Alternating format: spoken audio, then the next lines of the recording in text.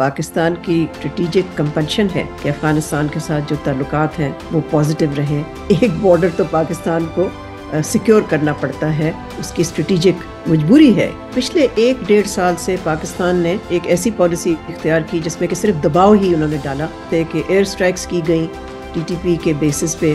Refugees تھے جو illegal تھے یہاں پر، ان کو پاکستان سے باہر نکالا گیا، واپس بھیجا گیا. کہ پاکستان نے ایک کیرٹ اینڈ سٹک پالیسی اختیار کی ہے. افغانستان پاکستان کا ہمسایہ ملک ہے. پاکستان کی آپ کہہ سکتے ہیں اسٹریٹجک کمپلشن ہے کہ افغانستان کے ساتھ جو تعلقات ہیں وہ پازیٹیو رہیں اور نارمل رہیں، اس لیے کہ پاکستان کے اور جو بارڈرز ہیں اس پہ جو پرابلمز ہیں پاکستان کو، اس کی وجہ سے ایک بارڈر تو پاکستان کو سیکیور کرنا پڑتا ہے، اس کی اسٹریٹجک مجبوری ہے. تو اس وجہ سے تعلقات بنانا، ڈپلومیٹک انگیجمنٹ کرنا، سفارتی انگیجمنٹ کرنا طالبان اتھارٹیز کے ساتھ ایک ضرورت ہے پاکستان کی.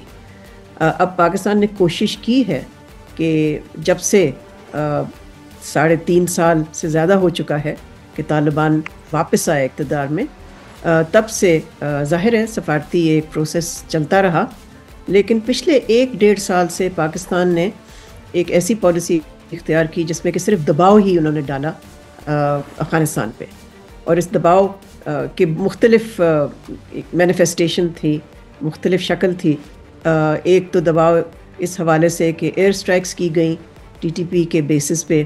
دوسرا یہ کہ یہاں سے جو افغان ریفیوجیز تھے جو الیگل تھے یہاں پر، ان کو پاکستان سے باہر نکالا گیا، واپس بھیجا گیا.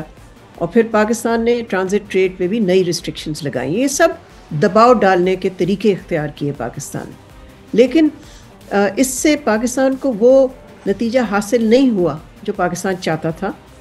اور وہ نتیجہ ظاہر ہے یہ تھا کہ طالبان اتھارٹیز جو ہیں وہ ٹی ٹی پی پہ کو کنٹین کریں اور ان کو کسی طرح سے روکیں، جو کہ وہ کراس بارڈر اٹیکس کرتے ہیں پاکستان کے سرزمین پہ. تو جب یہ حاصل نہیں ہوا تو میں سمجھتی ہوں کہ اب حال ہی میں پاکستان کی پالیسی میں ایک شفٹ نظر آ رہی ہے. اور اس شفٹ میں ہم دیکھ رہے ہیں کہ پاکستان پھر سے سفارتی طور پہ طالبان اتھارٹیز کے ساتھ انگیجمنٹ کر رہے ہیں، ٹریڈ پہ بات چیت ہو رہی ہے، اور مختلف اور جو امور ہیں، کچھ جو افغانستان کی طرف سے ڈیمانڈز ہیں، کچھ ظاہر ہے جو پاکستان کی خواہشات ہیں، اس میں کچھ ایشوز ہیں.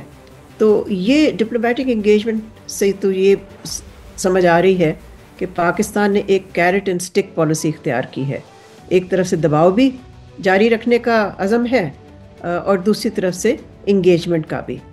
اب دیکھنا یہ ہے کہ آیا اس پالیسی شفٹ سے پاکستان کو وہ نتیجہ حاصل ہوگا جو کہ پچھلے 3 سال سے پاکستان کو نہیں ہوا. پاکستان کو جو سیکیورٹی تھریٹ اس وقت جس کا سامنا پاکستان کر رہا ہے ٹی ٹی پی کے حوالے سے، انسرجنسی کے حوالے سے، جو کہ ہم دیکھ رہے ہیں کہ کے پی میں شدت اختیار کر گئی ہے، اس کے اندرونی پہلو بھی ہے اور بیرونی پہلو بھی ہے. انٹرنل ڈائمینشن بھی ہے اور ایکسٹرنل ڈائمینشن بھی ہے.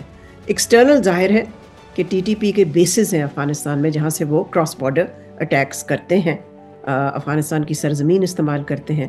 انٹرنلی اندرونی طور پہ پاکستان کو ایک منظم اور ایک کمپریہنسو کاؤنٹر ٹیررزم پالیسی کی ظاہر ضرورت ہے، جس سے کہ وہ جو انٹرنل ڈائمینشنز ہیں اس تھریٹ کے، اس خطرے کے، وہ اس سے نپٹ سکے. تو دونوں پہلو اہم ہیں.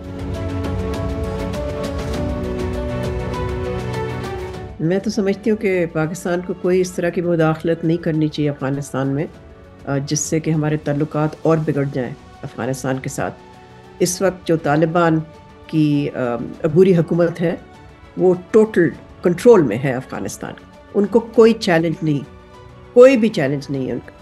تو یہ تو ہماری مجبوری ہے کہ ہم انہی کے ساتھ سفارتی تعلقات جو ہیں ان کے ذریعے ہم ان کو آمادہ کریں کہ جو ہمارے سیکیورٹی کے مسئلے مسائل ہیں وہ ان کو ایڈریس کریں.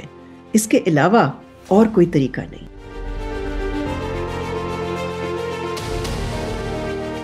اگر بھارت کے کچھ آفیشلز اور طالبان اتھارٹیز کے کچھ نمائندوں کی ملاقات ہوئی تو اس سے پاکستان کو تو نہیں گھبرانا چاہیے. دیکھیں اس سے جغرافیہ تو نہیں تبدیل ہوتا نا. پاکستان افغانستان کا ہمسایہ ہے، بھارت تو ہمسایہ نہیں ہے نا. سو ہمارا ایک رول، ہمارا ایک آپ کہہ سکتے ہیں اسٹیک جو ہے افغانستان میں وہ بالکل ہی مختلف ہے بھارت سے. سو ان چیزوں سے تو میں نہیں سمجھتی کہ ان کی کوئی اہمیت ہے. مزید نیوز اپڈیٹس اور ڈیجیٹل سٹوریز کے لیے سبسکرائب کریں ڈان نیوز پاکستان.